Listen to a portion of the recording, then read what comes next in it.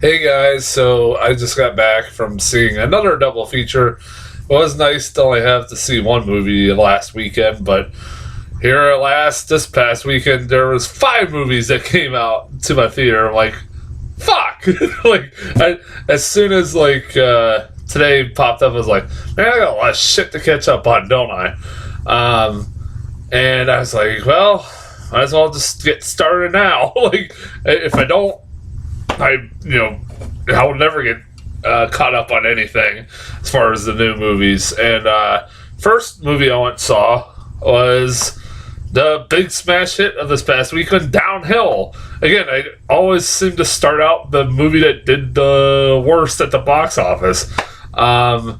This was a movie that I got a trailer for maybe one time. I think one time in front of like Jojo Rabbit. And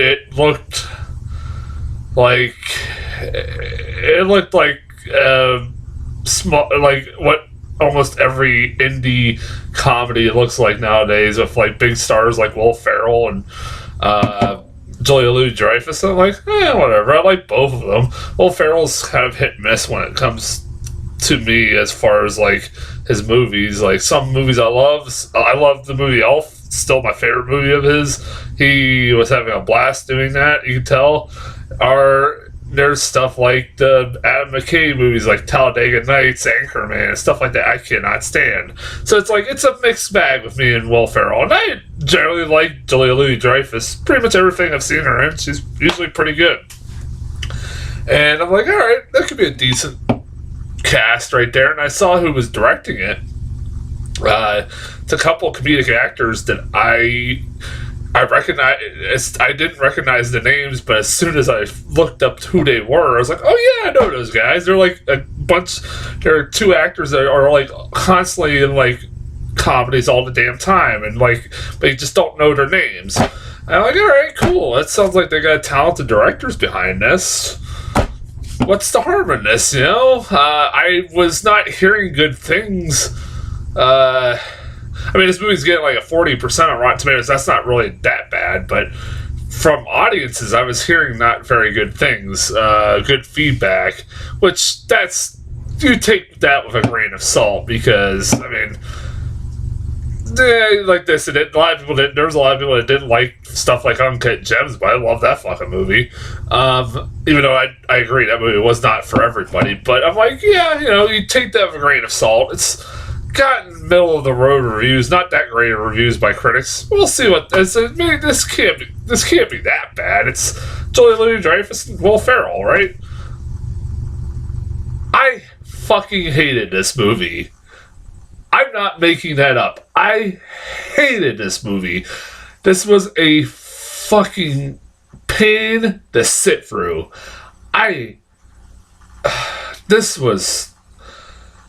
This is one of the worst movies I've seen so far this year. Easily. Fucking easily. Was this worse than Turning? I'd still say probably Turning was worse. At least this movie had an ending, I guess. But this movie, nothing about this movie was redeemable. I was ready to fucking walk out 20 minutes of this movie. Was having none of this shit. This movie features some of the most unlikable characters I've ever seen in a goddamn movie. Ever. They managed, I don't know how this is possible, they managed to make Will Ferrell one of the most unlikable characters, Will Ferrell's character to be one of the most unlikable characters I've seen in a goddamn long time. What you see in the movie the movie is basically about what the trailer shows you, where it's a family on a ski resort, and it's Julia Louis-Dreyfus and Will Ferrell and their kids together, and they are outside out on the deck when there's a simulated avalanche happens, and they actually think it's a real avalanche, and Will Ferrell decides to fuck off and take his phone and leave them while Julia Louis-Dreyfus is trying to cover her kids and trying to be with her kids while she thinks they're about to die, and that causes a big rift. Well, Will Ferrell's character's a fucking asshole. Not just because of that, he is just like not a redeemable character whatsoever. He's not a nobody acts like this in real fucking life. I don't care. I know this is a movie supposed to be about like the troubles of marriage and troubles of relationships and shit like that, but nobody fucking acts like this. Nobody. Maybe fucking dickheads, but not people like these are not common fucking people. They act. Will Ferrell is like shows no remorse for what he does. He doesn't understand why Julia Louis-Dreyfus is mad about how for half the movie he pretty much blames her for making it out to be bigger than it really was, and she's fucking pissed. And then like about towards maybe 20 minutes in the movie, he's like, "Oh yeah, you were right." And she is rightfully pissed. You're like, you kind of side with her for a good chunk of this movie because you're like, she has right to be fucking pissed. He's an asshole. And like, he doesn't want to be there with his kids. He doesn't want to be there at all. It's like, he is unlikable. He is completely unlikable. I didn't think that was possible for Will Ferrell. Even though his characters in movies can be kind of unlikable because they're too childish, this is just him being an asshole. And I could not stand his fucking character. I could not stand the kids. In the interaction with him, and like, there's that fucking scene that I about had it.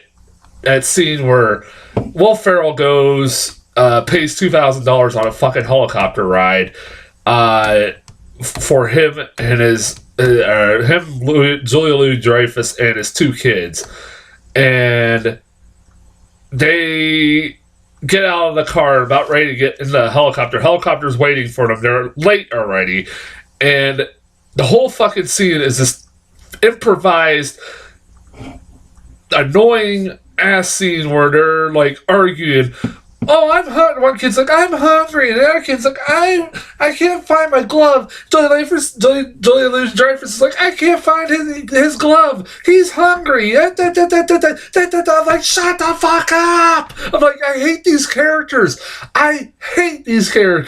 They're terrible people. They're not real people. And also, the biggest problem with this fucking movie is this supposed to be a comedy? I heard some people say, no, it was advertised wrong as it's supposed to be a drama. But even as that don't work because, again, none of these characters are unlikable. So I would think they're trying to be a comedy somewhat. I heard drama and comedy, but it fails at fucking both. Like, if it's trying to be a comedy, it fails horribly because I did not laugh I can name one chuckle I had in this whole fucking movie. One chuckle. And that was when Will Ferrell and Gabe from The Office, who's his buddy from work, are sitting there at the ski resort. And this girl comes up to Will Ferrell and says, "Oh, my friend really thinks you're hot," basically is what she says. And he looks over and it's this really young, attractive girl. And he's like, "Oh, wow, this is awesome." He's telling Gabe and they're just bragging about it. Like, "Oh, man, this is really cool." And then the girl comes back. It's like, "Oh, she didn't mean you. She meant this guy." And she points to some guy who's like a beefy dude. I chuckled at that. That's the only chuckle I had in this fucking movie. I'm like, I think, was just reaching for something to laugh at by that point. I was just sitting there like, is this supposed to be funny? Because I'm not laughing. I feel like I'm watching a Wes Anderson movie where I feel like I'm supposed to be laughing, but I don't find this funny. That's an insult to Wes Anderson. I promise. Like, I'm not a Wes Anderson fan, but Wes Anderson does. I can find stuff I like about his movies. So, like, this was a piece of shit. This was awful, man. I hated this movie. This was a fucking chore to sit through. One of the most miserable experiences I've had in a while. It's like, at least with like the turning,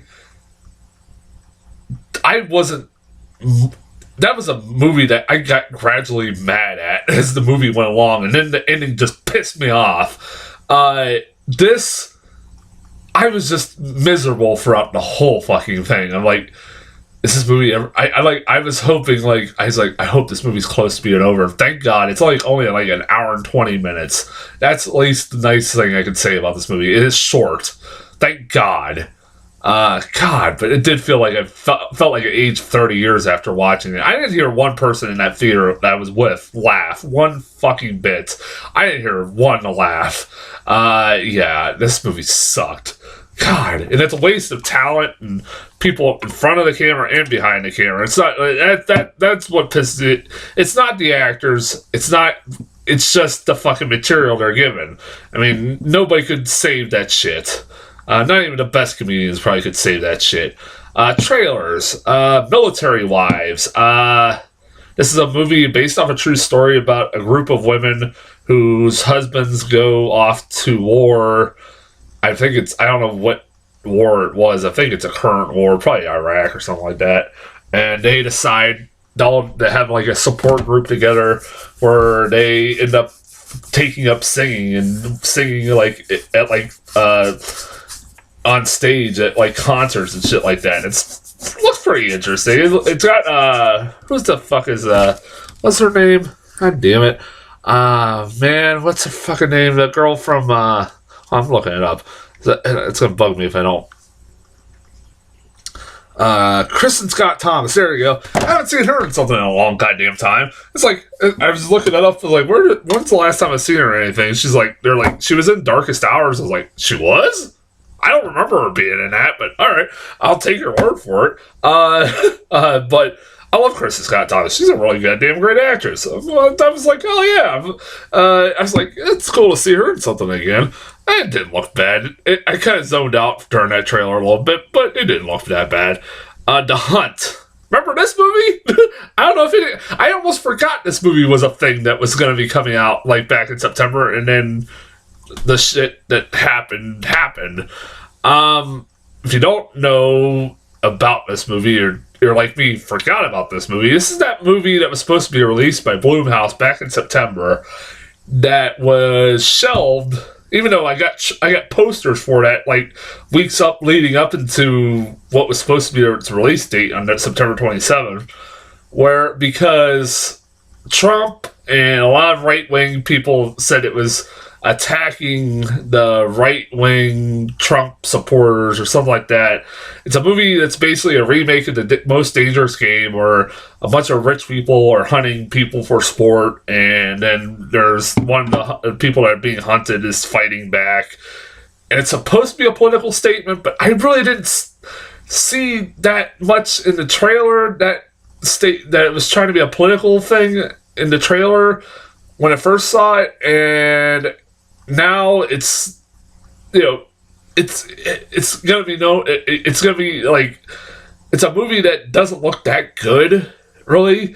I remember seeing the trailers like, that doesn't look really that good, but because of the controversy, people are gonna go see it. Like, this movie is now advertising, the new trailers are advertising basically all the controversy behind it. They are calling it the movie that everybody's talked about that nobody's ever seen.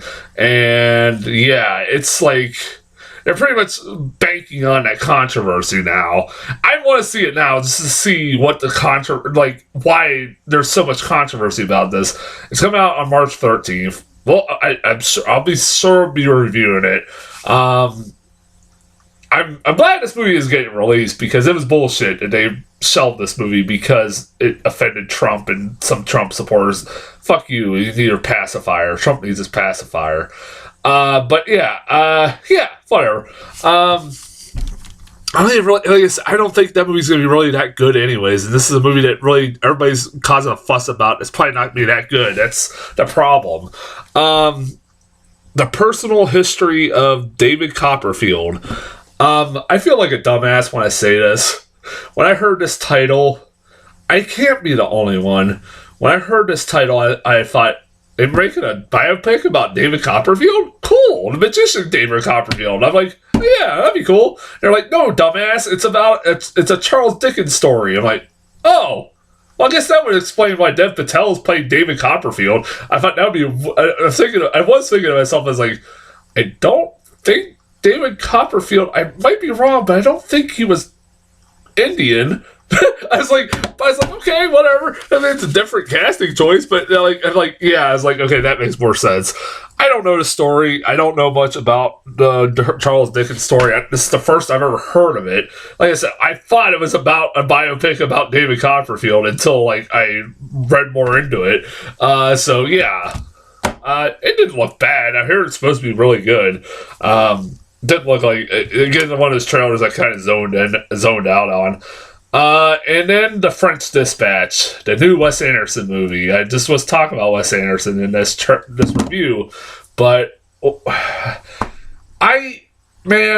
want to be one of those guys that likes. I know everybody. There's a lot of people who love Wes Anderson and like to suck his dick. They just love to kiss his ass and just think he's the greatest fucking comedic writer director of all time. I just don't get it, man. I've tried so hard. There's two movies of his I did like, The Royal Tenenbaums and The Isle of Dogs. I did see Isle of Dogs when it came out, and I thought it was pretty funny. But that's about it, man. I really do try with his movies. I can say nice things about his movies. His movies are really well made, and this movie looks really well made. It looks like a Wes Anderson movie. It feels like a Wes Anderson movie. And that, I'm just sitting there half the trailer, I guess this is supposed to be funny, but I'm not really laughing.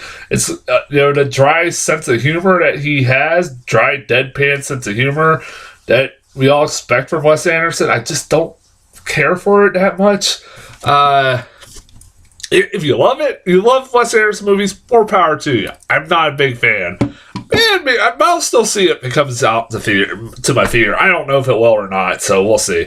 That's as far as trailers. I got one more review to do, and until then, I'll talk to you guys later.